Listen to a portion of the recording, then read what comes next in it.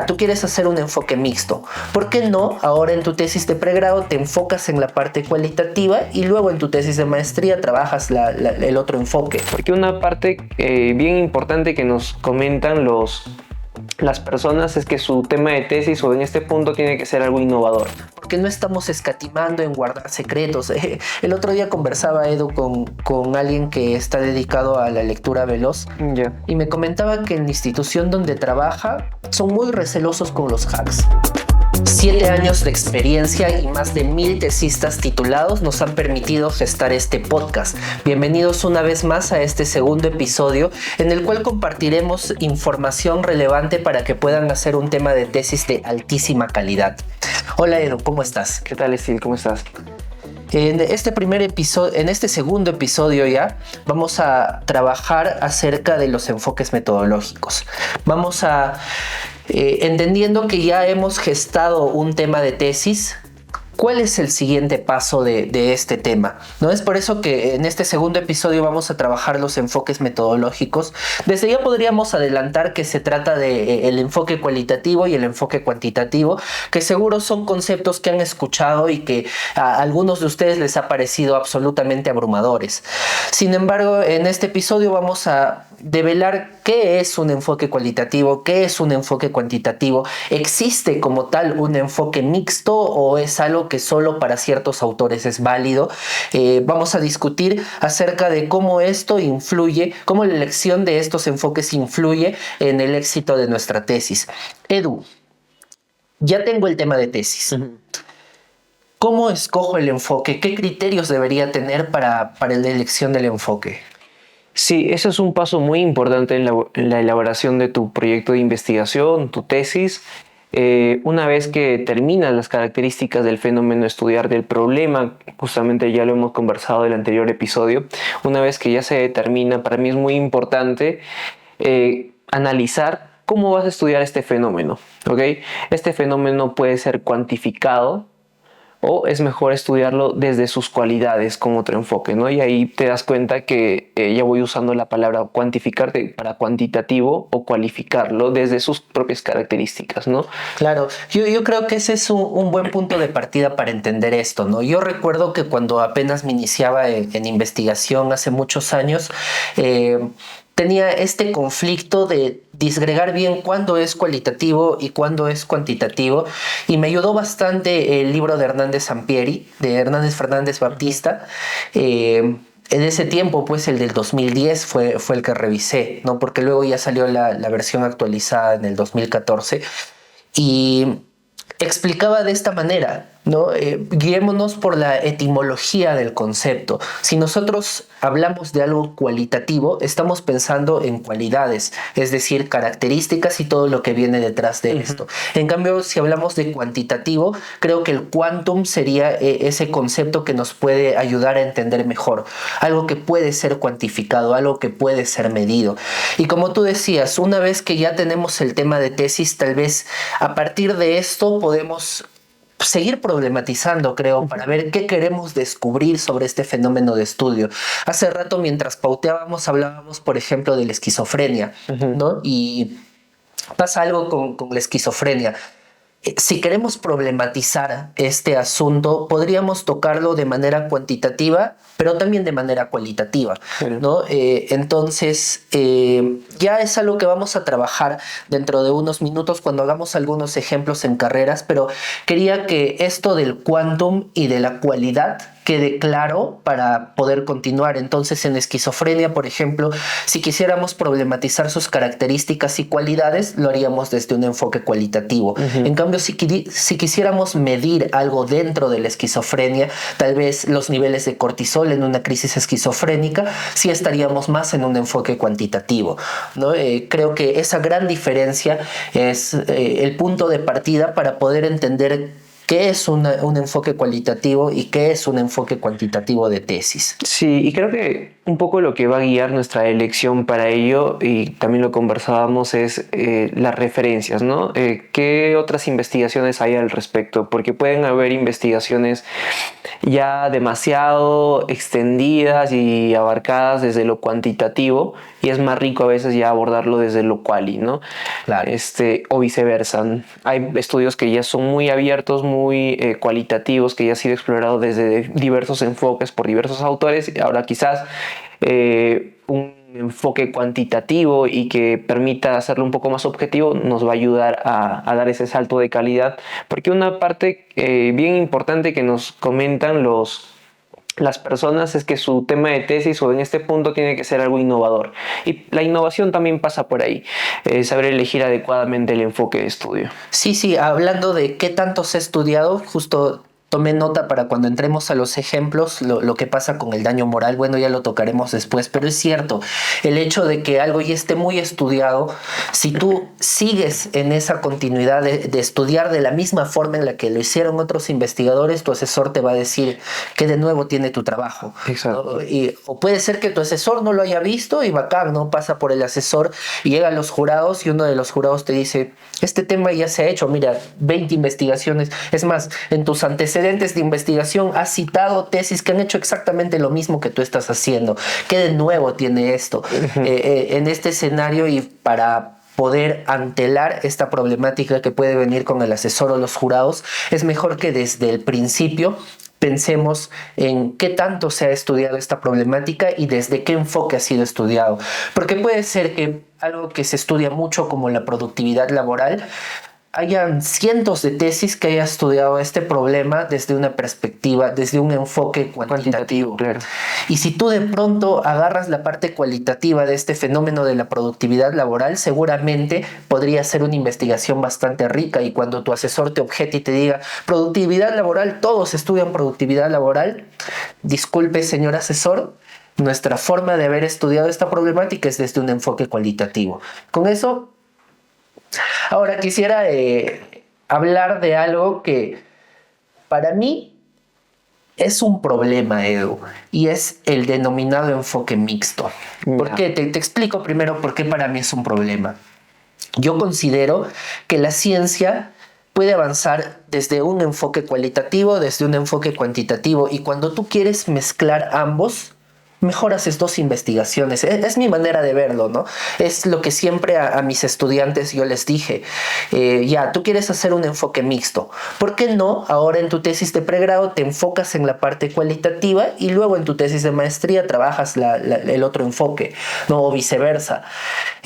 Pero he visto que hay algunos autores que respaldan, que creo que Saldaña es uno de los autores que postula este enfoque mixto. No creo que Fernández y Baptista también lo consideran, ¿no? Pero me gustaría conocer tu opinión, Edu. ¿Tú qué piensas acerca de un enfoque mixto? Yo creo que si el fenómeno de estudio lo amerita, habría la posibilidad, ¿no? Todo va a depender del nivel de relevancia o a qué profundidad quieres investigar, ¿no? Por ejemplo, si un fenómeno, motivación laboral, ¿no? Qué sé yo. Como investigador en este contexto sobre lo que estás problematizando te queda corto a nivel cuantitativo, quizás lo complementas como algo cualitativo y viceversa.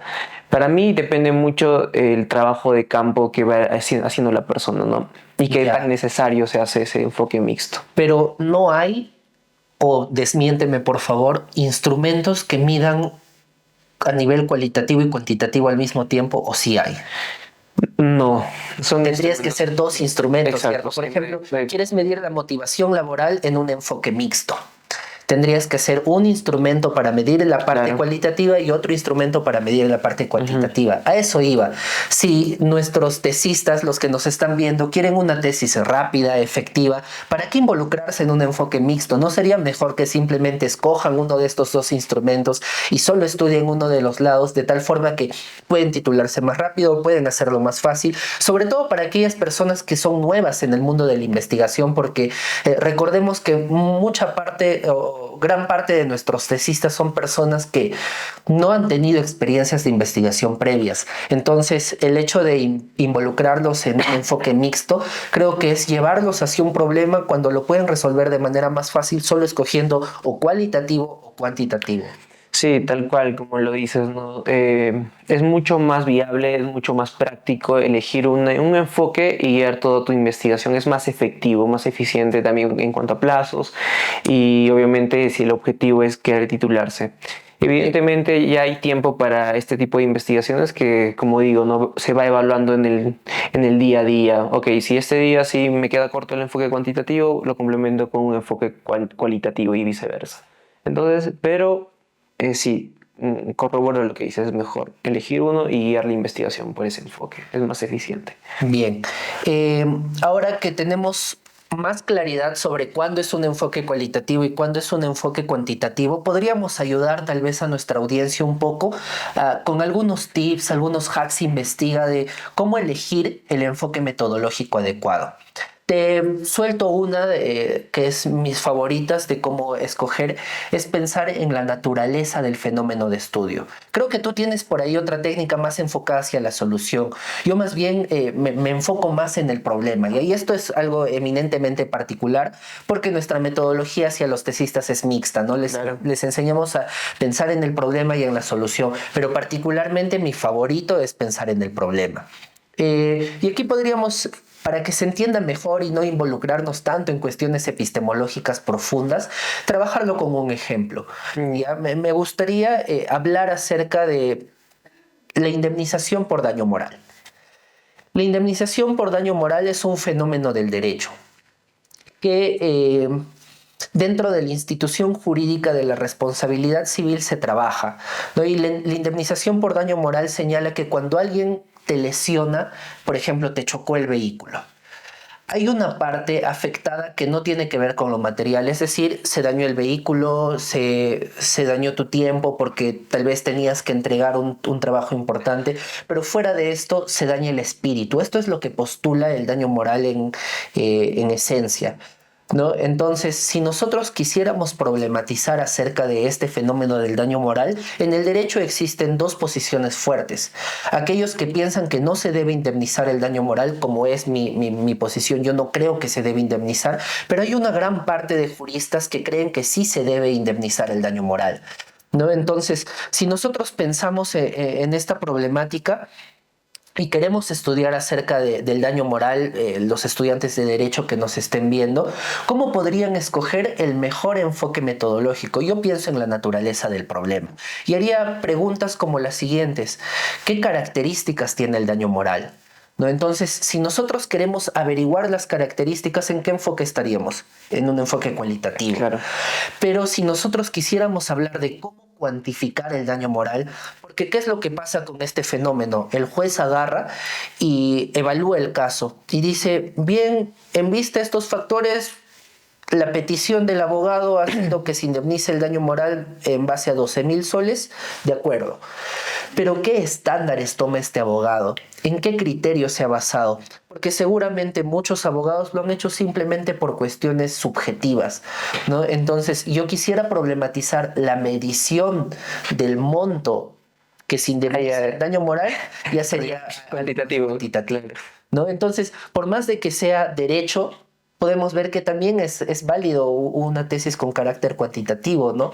A veces se cree que no, derecho, antropología, sociología, solo cualitativo, pero también es posible hacer algo cuantitativo, ¿no? Y yo tomaba este ejemplo porque, como te decía, según la naturaleza del problema, según las cualidades propias del fenómeno de estudio, nosotros podríamos elegir si es mejor un enfoque cualitativo o un enfoque cuantitativo.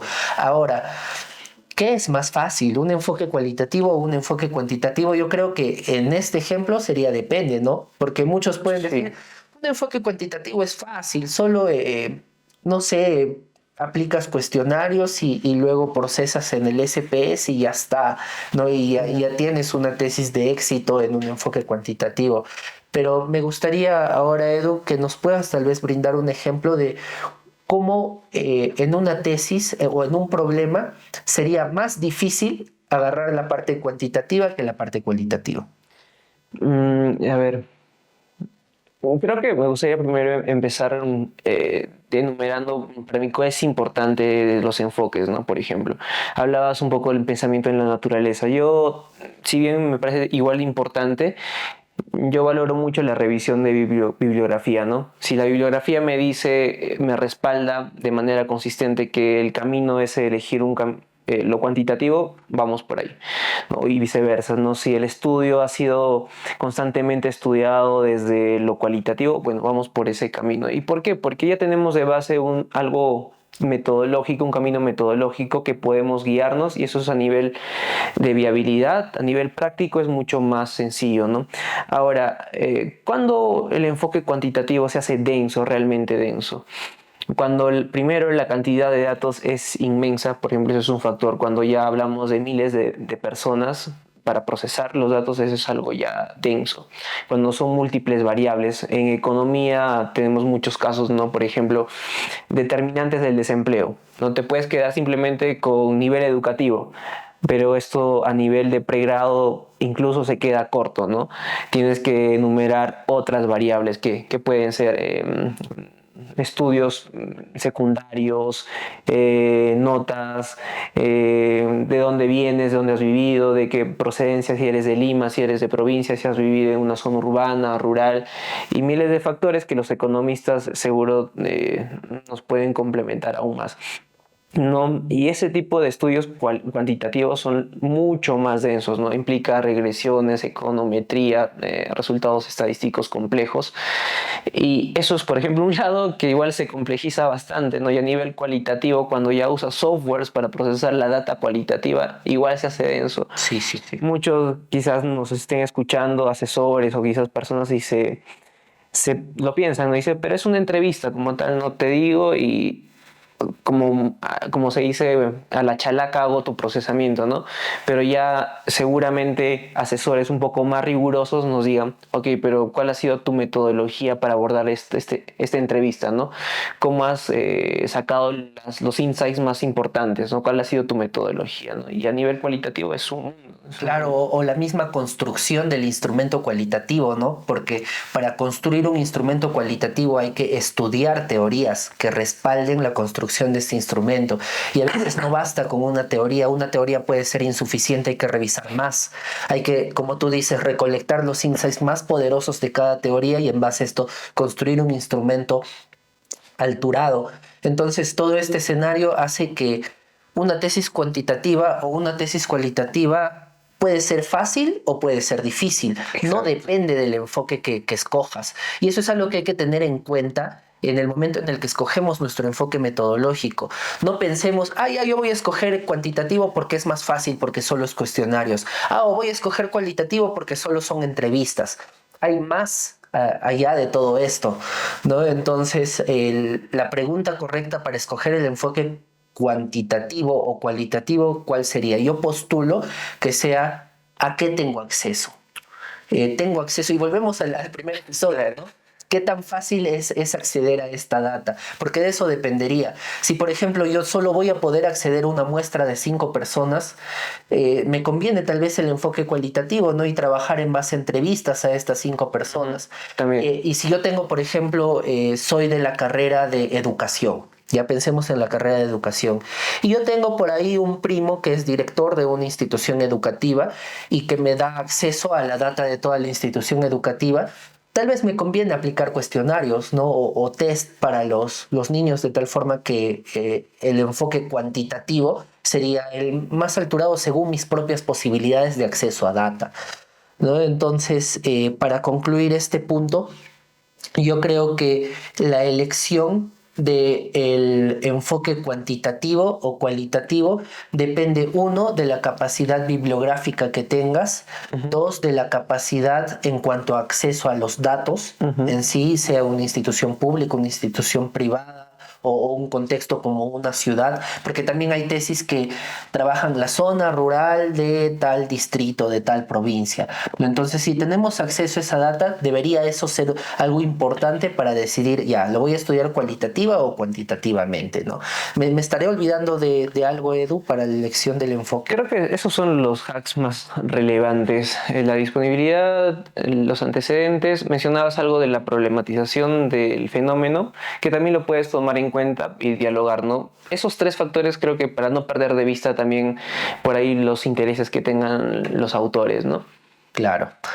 Bien, antes de entrar a la última parte de este video podcast del episodio número 2, quisiéramos darnos un espacio para refrescar nuestro cuerpo con Agua Soria. Entonces, una vez más, agradecemos a Agua Soria por ser el primer auspiciador del podcast y por darnos pues esa frescura que necesitamos en cada episodio. No, miren, yo soy una persona que consume bastante agua. Entonces, gracias Agua Soria. Salud. Salud, gracias. Bien, Edu, continuando con el episodio, hay un punto que algunos tesistas se complican al llegar a, y es los desafíos comunes, ¿no? ¿Cómo podemos resolver un desafío que tenemos en el momento en el que estamos escogiendo el enfoque metodológico?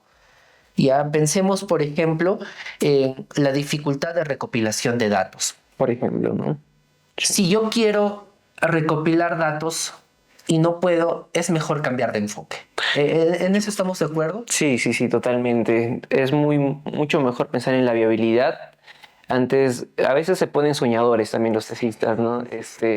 Y quiere resolver el mundo y quiere resolver no sé, la esquizofrenia, qué sé yo, ¿no? Obviamente quieres contribuir. Obviamente cada tesis, cada proyecto tiene un valor, pero hay que acotarlo a la viabilidad, a los recursos que uno va teniendo, ¿no? Claro, de hecho, eso es algo que hay que tener en cuenta. Yo entiendo que muchos tesistas somos soñadores, muchos, sobre todo en nuestra etapa de estudiantes, queremos solucionar la crisis mundial de la pobreza o la educación, y está bien, pero pensemos en los doctores.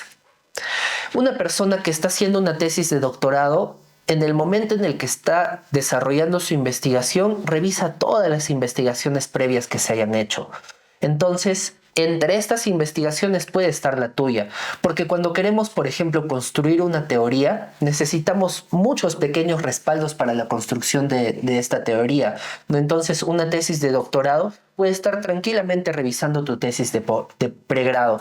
Pero si tú, con tus conocimientos, tal vez con un acceso a data limitado, has podido hacer una tesis que quería abordar algo muy grande, probablemente sesgues. Y esta investigación ya no le es útil a otros investigadores.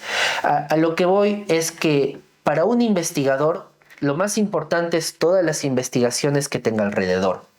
Entonces, si es importante para un investigador revisar una investigación de pregrado, una investigación de maestría, una investigación de doctorado, es mucho mejor que tu investigación esté basada en algo muy específico.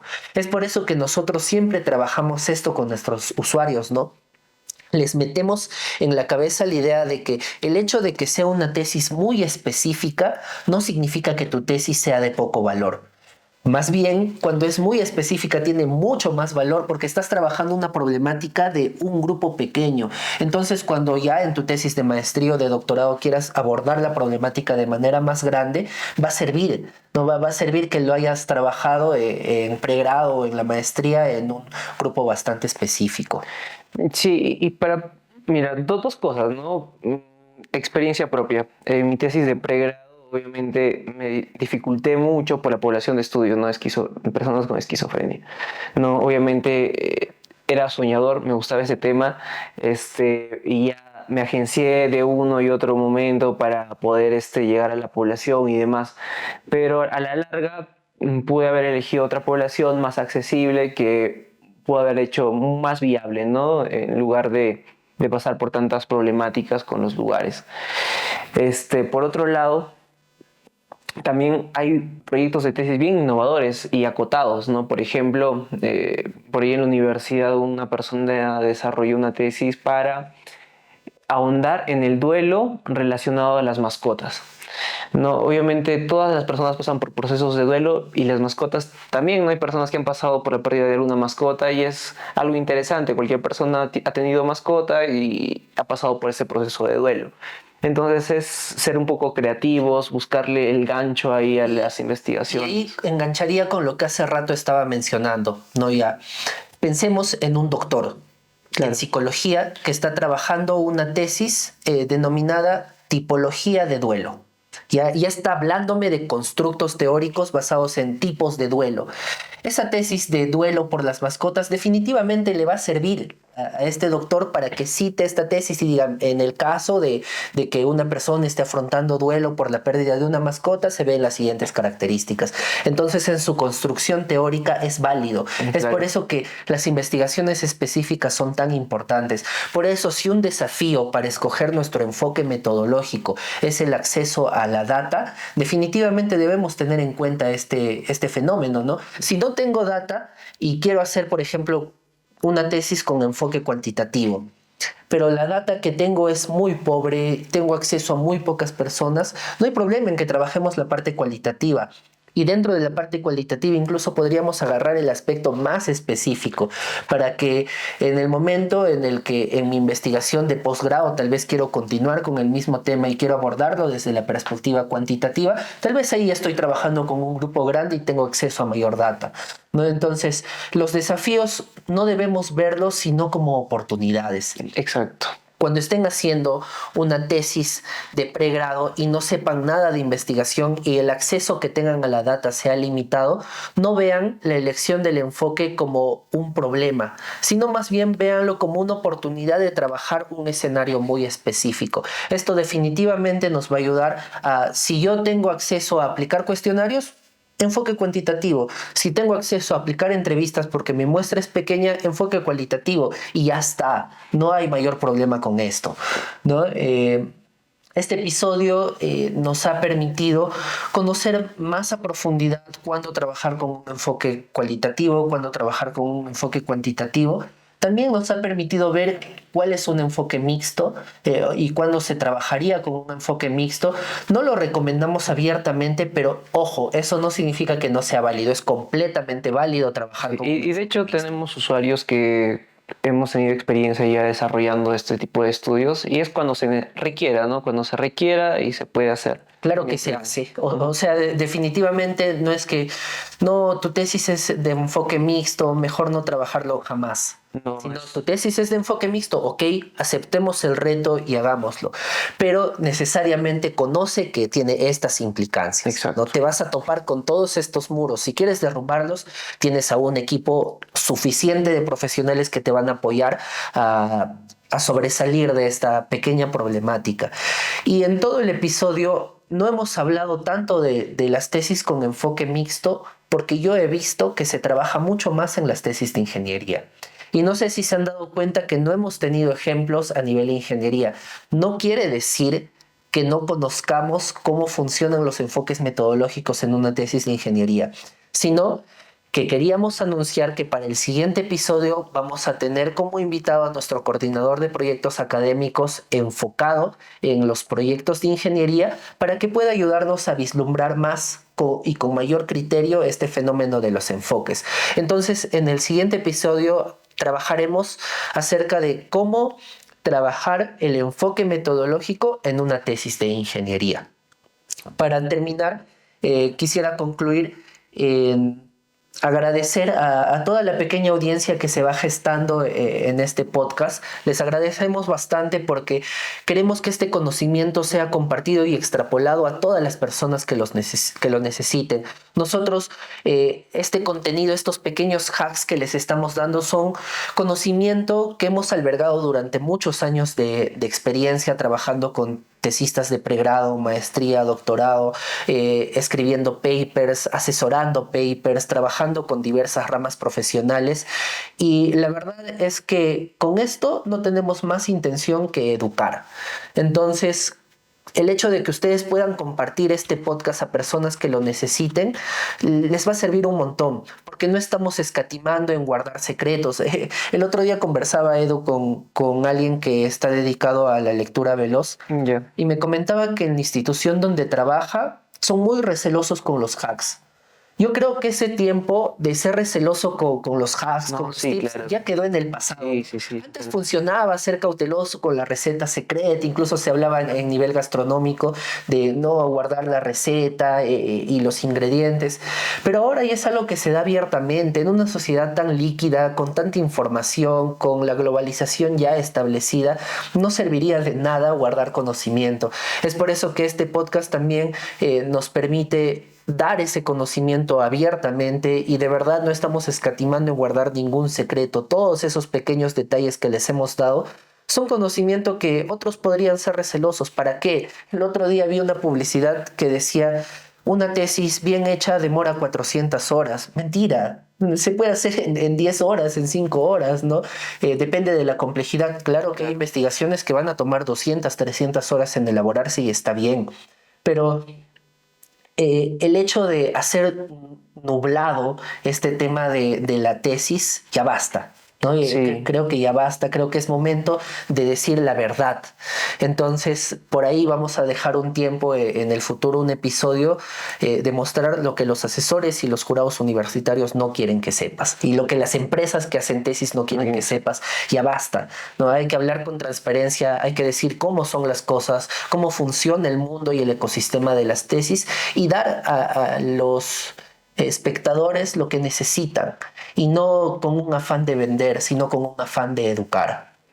Exacto, creo que en Investiga el enfoque que tenemos para todos nuestros usuarios y las personas que nos ven es eso, ¿no? De la labor pedagógica, didáctica que estamos desarrollando también y precisamente para eso son estos podcasts, ¿no? Por ejemplo, de ahora creo que podemos dar bastantes hacks, ser acotados, estudiar la viabilidad, ¿qué más hemos conversado? Las referencias de estudios, no complicarnos tanto, ver nuestra accesibilidad a la información.